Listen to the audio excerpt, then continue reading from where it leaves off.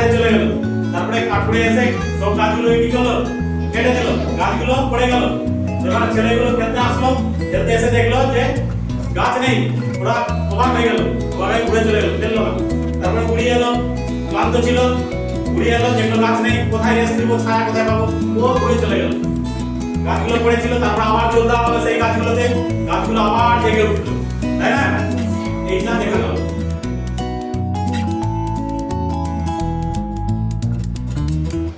14 তারিখ থেকে 20 তারিখ পর্যন্ত হবে আমাদের আরণ্য সপ্তাহ। আরণ্য মানে কি? আরণ্য মানে হচ্ছে গাছপালা, বন জঙ্গল, যেগুলো বলা হয় আরণ্য। যদি আমাদের বন জঙ্গল গাছপালা না থাকে, পৃথিবীতে কেউ আমরা বেঁচে থাকতে পারবো না। আমাদের উপর যেমন গাছপালা নির্ভরশীল, গাছপালার উপরে কিন্তু আমরা নির্ভরশীল আছি। গাছ যদি না থাকে, পৃথিবীতে জীবজন্তু যে আছে কেউ কিন্তু বেঁচে থাকতে পারবে না, সবাই মরে যাবে।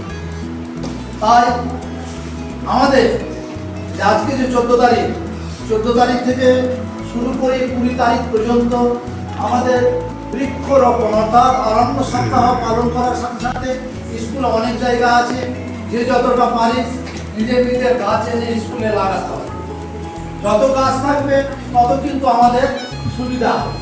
আর গাছ যত কেটে ফেলবি আমরা তত কিন্তু ঝামেলায় চলে যাবো, অক্সিজেন পাবো। আমাদের বেঁচে থাকার জন্য অক্সিজেনের প্রয়োজন আছে। একটা গাছ পাওয়া যায় বাতাস থেকে, যেটা আমরা গ্রহণ করি, সেটা গাছ যদি আস্তে আস্তে কমে যায় তাহলে অক্সিজেন পাওয়া যাবে।